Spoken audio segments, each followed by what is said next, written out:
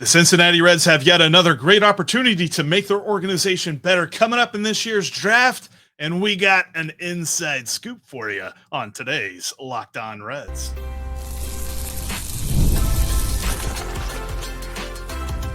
You are Locked On Reds, your daily Cincinnati Reds podcast, part of the Locked On Podcast Network, your team every day.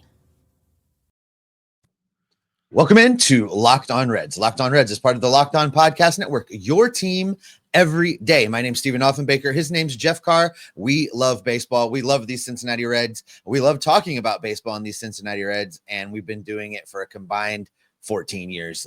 We love talking baseball with you. We're glad you're joined us today, making Locked On Reds your first listen. On today's show, we've got Red Scout Tyler Gibbons, who's going to give us all of the inside scoops, or at least the inside scoops he's allowed to give us. We're going to dig into who the Reds might take in the upcoming Major League Baseball draft. We're going to talk about whether or not they could actually go pitcher again. We're going to talk about the players that are available, what the priorities are, and what the draft strategies might be. We got a lot coming your way as far as draft content between now and the draft, and we're going to start it off with a bang on today's show that's brought to you by Monarch Money. Take control of your finances with Monarch Money. Use the code LOCKEDONMLB at monarchmoney.com for 50% off your first year. All right, Jeff, let's not waste any more time. Let's get the man of the hour in here. This is Red Scout Tyler Gibbons. Tyler, thanks so much for joining the show. We really appreciate you being here, bringing some of your insight and knowledge to the draft process and maybe a little bit of what the Reds thinking might be heading into this draft. No, I'm happy to be back, guys. I appreciate it. It was fun the first time and happy to do it again.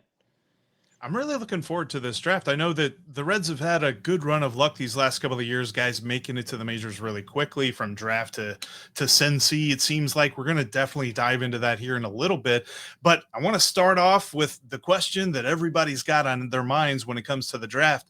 Who has impressed you, Tyler Gibbons, the most in your process? It's so tricky because, you start falling in love with some guys and then, maybe they get taken before. The MLB draft is so different than the other professional drafts because of the money stake of it all and, how you can make that money work. And, I was looking at it right here. We've got 11,836,000 for the bonus picks and the money and whatnot. So, it's not necessarily like the NFL where, you're taking somebody and you're immediately putting them on your roster. You're thinking, how can we stretch that money to make the biggest impact with the guys that we really like? Because, I'm sure if you took away the money and it was just like those other sports, the drafts probably go very differently than how they go, as is. But there are a lot of guys that you see from these schools, whether, you go up and down the board, whether they're even you're thinking about guys that you're worried about with our first pick, or there's guys that third, fourth, fifth round that you're like, man, I hope that kid can, make it to that point. We can end up getting a steal, later rounds, which is, you look at it, obviously you want to, get the first pick right. You want to get them all right. But there are those guys that, aren't the first pick that end up being great players in the big league that you care just as much about as you do the first pick. So, it's, Joe Katuska does such a good job with everything, but, we always look at a draft class as a whole rather than just one individual pick. Well, speaking of that draft class, there's some saying that this class really lacks an overwhelming just stud, that one guy that everybody can agree on, but it's a bit of a deeper draft. How would you compare this class with previous classes?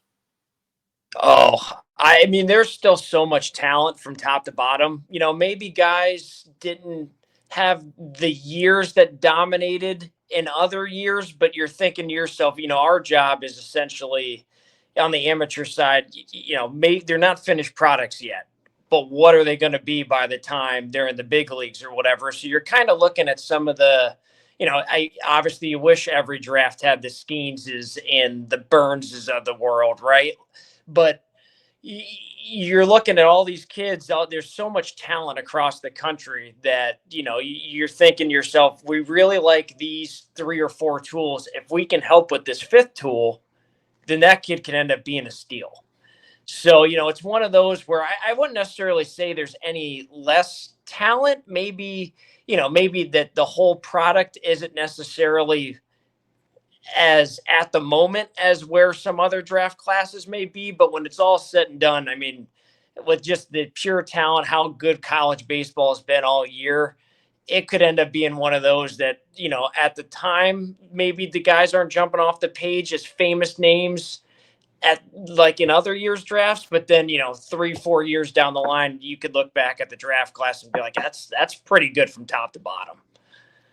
I was looking at Baseball America the other day, and they had in their 5th mock draft, I think it was, the Reds taking Ike Irish at number 9. Now I know that I can't remember if you go down to Alabama, but I know that he played his high school ball up in Michigan. Did you get a chance to see him when he was in prep ball? Oh yeah, we had Ike on our East Coast pro team. I saw Ike plenty. That high school team is, and I know that there's the IMGs of the world. There are plenty of those, high schools that are huge. So I'm not taking, anything away from them. But that year with Ike, it was Ike, Nolan Schubart, Brock Porter, Alex Mooney. Like you start looking at the team that they had there, and you're like, man, that is a crazy amount of talent. We had Ike in high school, and he was a really good player then, and he has done nothing but continue to get better and hit. And the bat to ball skills. I mean, you look at it, Ike's a great player. I personally, I don't know what route we're going to go. I don't know if anybody does, it seems like this year, because it doesn't, nobody actually says what pick they're going to take. But I think one of those years where, I don't know if there's necessarily the bona fide, a couple of years ago where you were deciding between Cruz and Skeens.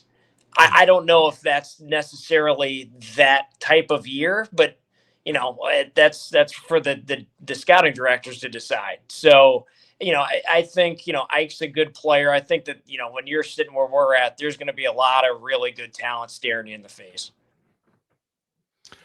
I wonder when you talk to people about the draft, Jeff and I were talking about this. I can't remember if it was actually on a show or just as we were getting ready for one, but it's really hard because people want so badly for the Major League Baseball draft to be like the NFL and the NHL drafts, right? And the NBA drafts, where you could be drafting somebody that's going to make a difference in 6 weeks versus, 6 months, a year, 2 years, 3 years. Is it hard for you to rein people in on expectations when you talk to them about drafting these kids that, yes, this kid's really good, but you're not going to see him next week in Cincinnati? Yeah, I mean, when you're around the guys like we are that are in baseball as much, a lot of people understand that one. But, if you're talking to people that aren't necessarily in baseball, it's like, Burns and Lauder have moved so fast. Mm-hmm. And, that's great. And, whatever happened with Burns' last outing, this stuff is crazy. Like he's talented through the roof. It is what it is. Hopefully, he's going to bounce back. We saw what it was the first 5 strikeouts versus the Yankees. You're like, there's Chase Burns. And Lauder, hopefully, I know the injury bug is hit, but when he came up, he was outstanding.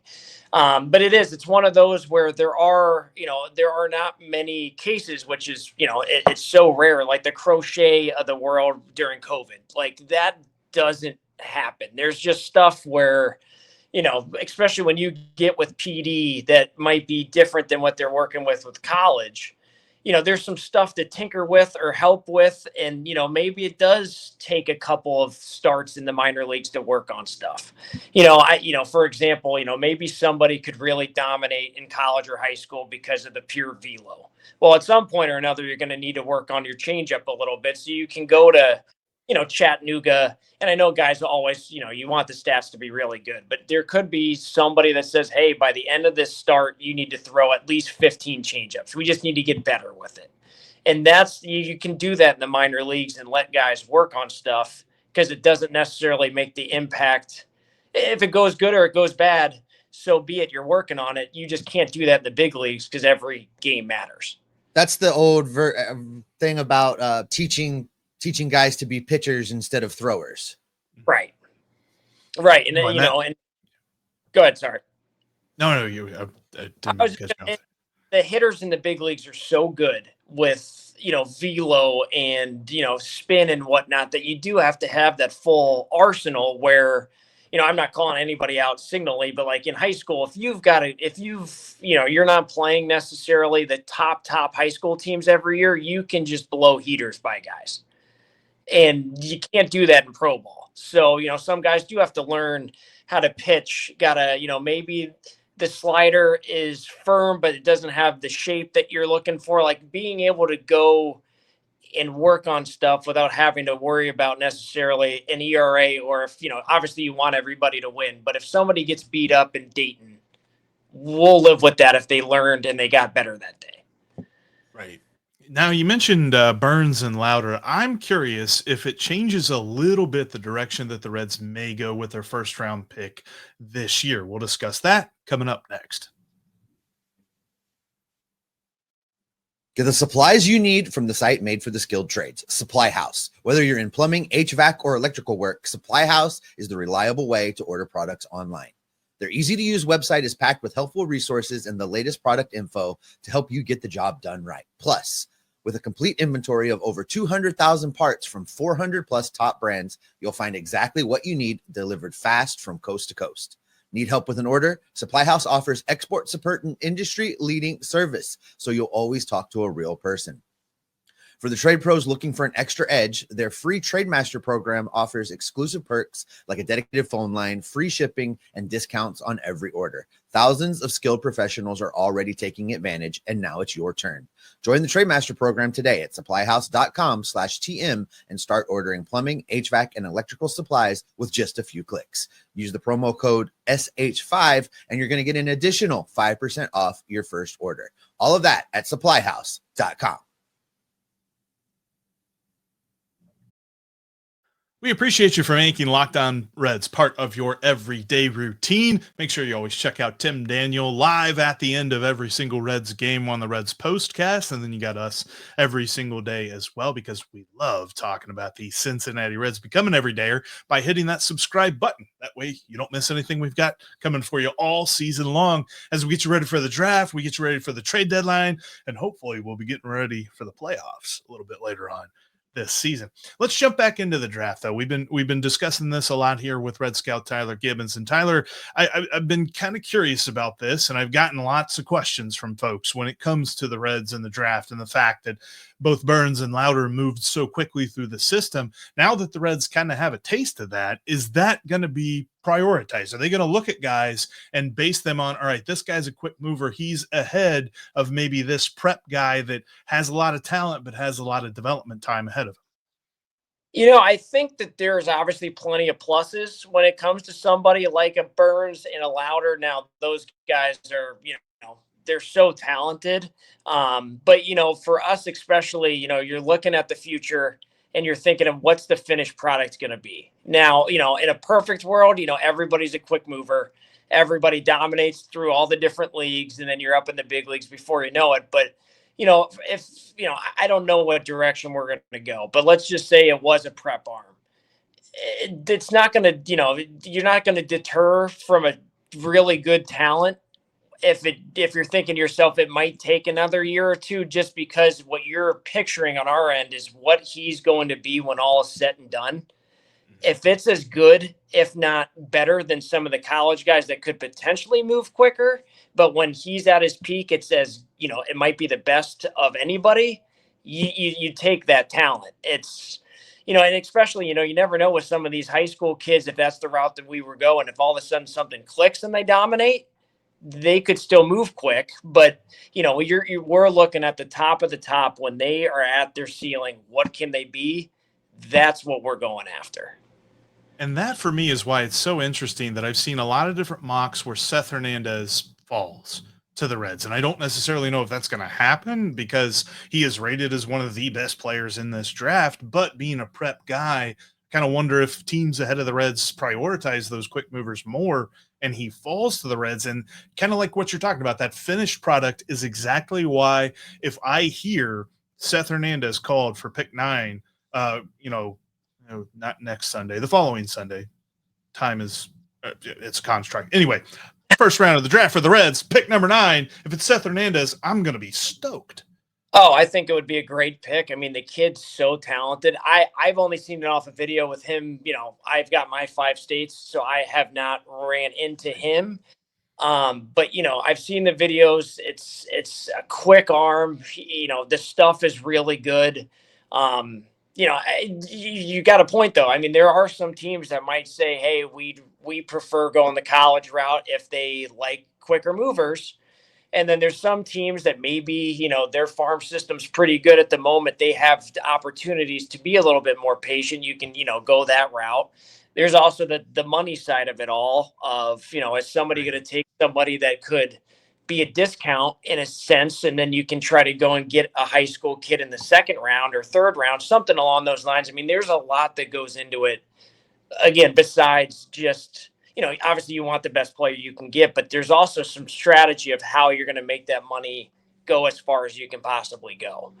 There are times, you obviously hope it lines up, but you could sign somebody under slot to go get somebody that wants more than what that next slot's worth. There's just so much give and take. But again, you start looking at the draft class as a whole and you do some of those moves. And then all of a sudden it's like, all right, yes, we took so-and-so at this round, but because of that, we were able to take this guy.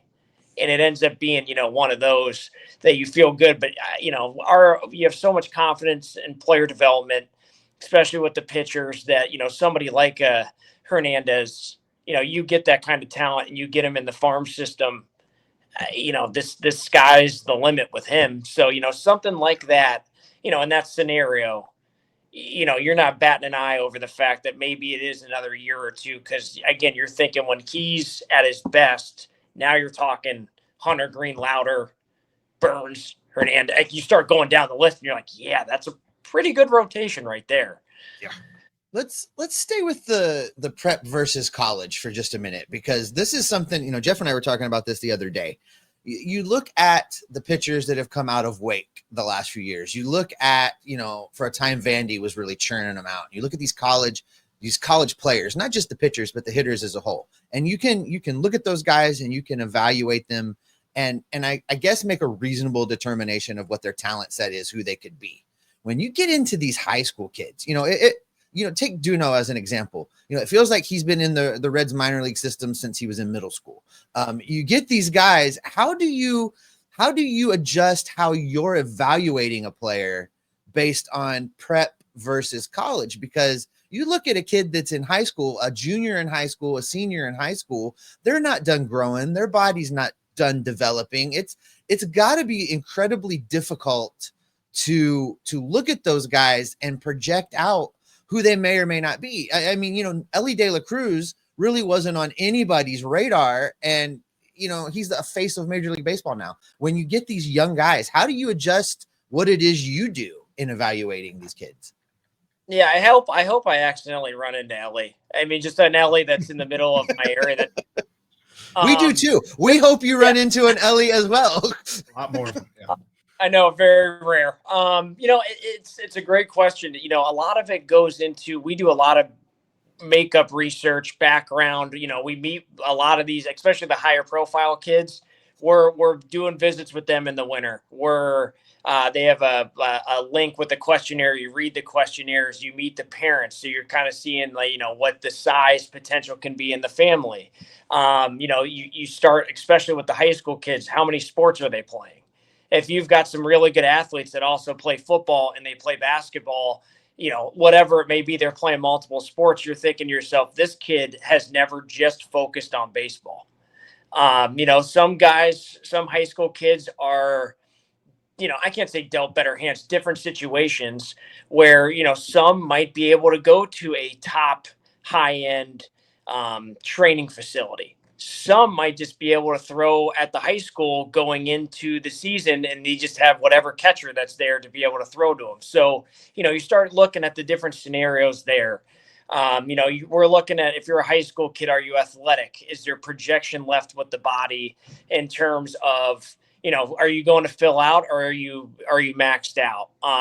There's all sorts of different training things. Do they do the heavy ball? Do they do any of the velo program? And then, the big one now with baseball is, have they touched any of the technology side? Some of these kids can throw, they've only done the old school baseball, which is great because you can't lose the fact of your job is to get outs. But also, the tech side of it all, they have the Edgertronic cameras, they have, the force plates, they have the Rapsodo and the TrackMan to look at spin rates and pitch design and all this different stuff where, you could essentially have a really athletic kid with a good arm who he already has a feel to spin the ball and he hasn't touched any of that. You're just giving player development an athletic, ball of clay and saying, this is all the stuff that you guys look for and it's yours to mold. And that's something that's a little different than college, because there are some colleges like Wake Forest that are so good at developing pitching that, they get these kids like the Burns and Louders to where they're at. And then you can just kind of give those guys the keys when they get to Goodyear and be like, whatever you need to do. So it just depends on what route and how much is left to learn and what they haven't touched yet between prep and college. It makes a lot of sense. And I think it's interesting too, like seeing even the decision-making process. Like, obviously we don't know every reason that Chase Burns transferred to Wake Forest, but it's clear that one of the big reasons was that pitching factory and kind of seeing exactly all of the different things that he can do to make his game better. Those guys just seem to come out. I mean, we always say that, it always kind of seems like SEC players come out at a higher level than other conferences, but Wake has sort of jumped up into that upper echelon as well because of that, at least on the mound. Yeah, and and those guys, they're facing, the best hitters, or at least the SEC usually runs out some of the better hitters. I can't say that. I don't want to take shots at other conferences, but, and it's one of those, they've handled pressure situations. They usually have, the funds at some of these schools to have all this stuff that they need to develop as much as they can. Because there are some schools that have turned out some really good, talented kids that just don't have the same funding. So there are some really talented kids at smaller schools in college that might have a little bit more to learn in pro ball, which is always exciting too, because it's like, hey, I really like this kid from so-and-so university. And also he hasn't touched a lot of the stuff that PD does. So there could be a lot left in that tank. So, but there is something to it when the SEC guys, even if it's a guy that hasn't thrown a ton, but has had success in the SEC in the big moments and against good hitters where you're like, all right, there's something to that kid's makeup. All right, you hit on something just a minute ago, and I want to circle back to it. You talked about going under slot, over slot, slot values. We want to unpack that for just a minute, and we're going to do that coming up next. If you've been looking for that one app, that one website to help you grow your wealth, it's Monarch Money. No, they're not going to give you a bunch of free money, but they are going to show you all of your accounts in one place, whether it be your debit accounts, your credit accounts, your investment accounts. You will see them all in one spot. Plus, they can help you track your spending. I know for me, like I was spending way too much on DoorDash for Taco Bell. And look, I get a Crunchwrap in the middle of the night is very necessary, but not as many as I was having. And Monarch Money helped me cut that out. Monarch Money can help you quell your spending and stop financially surviving and start financially thriving today. Go to Monarch Money and use the code LOCKEDONMLB for 50% off your first year. That's monarchmoney.com and the promo code LOCKEDONMLB to save half off your first year. Start financially thriving today. Jeff, you sounded legitimately pained having to give up your Crunchwraps there. I heard a little catch. It's tough. In your voice. If you can't catch us on YouTube, you can listen to us on your favorite podcasting app. We are pretty much on all of them. And if you find one that we're not on, send Jeff a message. He will make it happen. You can take us on the road with you to the gym, in the car. You'll never miss what we've got coming your way. All right, Jeff, let's get back into this with Tyler. You and I were talking before he came on about this slot value thing, and you had a couple questions formulated around that. Yeah, definitely, because I think that it's the key difference, like you mentioned earlier, between the MLB draft and any other draft for any professional league, is that there's slot values for bonuses, and teams can choose to go over or under, and it affects the rest of their draft. So from a strategic standpoint, like I think if I'm sitting there and I'm looking at who the Reds could pick, best available player and all this other stuff, why would they not, in a given scenario, hypothetical scenario, why would they not go best available and instead go under slot? So, and you're looking at it. So we have the first 10 rounds are slotted a certain amount of money, like we talked about at the beginning. So you cannot go over that amount unless then you get a penalty. So obviously, you have to stay within that. The reason why you could potentially go under slot is that maybe you can still get a good player in a certain spot that might be ahead of where he's projected to go, but you can still get a guy that you like earlier than what was expected. So you could pay him a little bit less than what that slot originated, which then gives you more money to maybe go and get somebody whose value would be more than what that slot pick would be. And then you essentially can have your money not transferred, but it's like, all right, in total, we're still spending the same amount of money with these two picks, but the first one's actually getting less than what was that original slot. So this way we could afford this other guy that's a little bit more expensive than what that slot value is worth.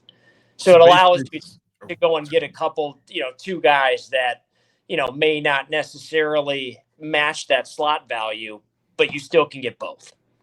My coney eating brain for the stands is trying to understand it as player X's traits match what you want to work with and develop, but player X is slotted to go like pick 20, pick 25, and you guys got pick number 9, so then you go under slot to get him. Yeah, and it sometimes it's not even as much as that drastic of a drop off. There are some guys that could be, we have guys in the office that do all of the money in terms of the pick values. So us on the amateur side, the area guys don't do that. But it is similar to that. Like maybe you do have a guy that's just outside of that window. Like it doesn't even have to be that far. It could be if we're, if you're at pick 10, for example, and there's a guy that might be at like pick 14 or something, like somebody that is just interested in moving up and, you're working with the advisors or something like that, then that's a possibility. But, typically the prep arms or the prep high school kids of whatever position tend to be a little bit more just because you're paying them out of going to college. And now you have the NIL, you have all this other stuff. So you have to end up making it worth the value, but that tends to be what you're doing. But to be able to get one of those guys, you have to make it work, especially, depending on what route you go and where the slot is. But you do have to finagle it a little bit. I feel like we do a really, really good job of that. But yeah, it's a little different than other sports, because if it was the NFL and you just picked the best available, that draft goes a whole lot differently. Right. I got a question for you as we head towards the finish line here. The Reds draft is upcoming. Once that draft is done and the picks are made, what is the life of a major league scout like at that point? Do you guys get to all shut it down for a few weeks, head to a beach somewhere, maybe come check out the University of Hawaii at Manoa players, get those kids scouted? Or are you hitting the ground running, like no change, like right back at it? I wish I didn't get the okay to watch Marshall this year to open up in Hawaii. So I don't know if that work. No, for me, we'll have, if the draft, when the draft's over, I'll be home for a couple of days, spend time with family. And then I think that next Friday I go to pro coverage and start doing trade deadline stuff. So go and see some minor league, get more reports in on potential trades down the line. And then once that pro coverage is over, we've got another week, and then we do the East Coast Pro. I mean, really, there's like maybe you give yourself a day or two of nothing. And then once that draft is over, you're on to 2026. Like there's no downtime. You're going right into that next season. You're getting ready for, we, especially over the summer, we start building the history with the high school kids for next year's draft. And that's once the draft, I mean, we've already, I guess technically, we haven't had the 2025 draft yet. I've already gone out to games and seen tryouts and workouts for kids for next year's draft already. So it doesn't really stop. Well, if you're looking for a way to pitch coming to Hawaii, you know, the Warriors play at Les Murakami Stadium. He's going into the College Baseball Hall of Fame this year. So it would be a good chance for the Reds to come get a presence out here in the Pacific. So if you need me to talk to Nick, maybe we can team up on him and get you out here for a series or two. Yeah, we do. We have one of our California guys does cover Hawaii, but you know, cross coverage is important. So if I need to also see Hawaii, so fresh eyes, I'm not going to get them on the road. I will only be seeing at Hawaii. Well, to pull the curtain back real quick, we are recording this during the suspended game, and as of yet, Sam Ben-Scooter has yet to get into the game. But I know you had mentioned that you were integral in the Reds getting Ben-Scooter in the draft whenever they picked him. So looking forward to see his debut as a Reds pitcher on the mound. He got the call up just the other day. Yeah, we're excited. He was actually after the draft, so we got Ben Scooter after the draft. He is an outstanding human being. He has worked so hard to get up there. He's obviously a lot of credit to the player development that helped him, but Sam has done nothing but put his head down and go to work. So these are the kind of stories where it's after the draft. I just want a shot, and I saw him a couple times that year, and he was really good, and it was a guy that screamed that he's going to do everything he can to get up there, and just to have him get up there is awesome. So I'm super happy for Sam. He is the man that never stops. He is Tyler Gibbons, Red Scout. Tyler, appreciate you joining us for today's show. Really excited for what the Reds can do in this year's draft. Going to be following along very closely here on the Locked On Reds podcast. So make sure you hit that subscribe button and make sure you check us out every single day to get more info on your favorite team, the Cincinnati Reds. Steve, take us away. We'll be back in your feeds tomorrow. And until then, we're going to keep gathering up the news, the notes, the information, the rumors, the reports, and the scouting reports. And we're going to bring it all right back here to keep you locked on Reds every single day. You really were crying over those Crunch Wraps. I wonder if we can get like some Taco Bell gift cards or something. That would be amazing. Honestly, that's really my aim with all of that. That's what I thought.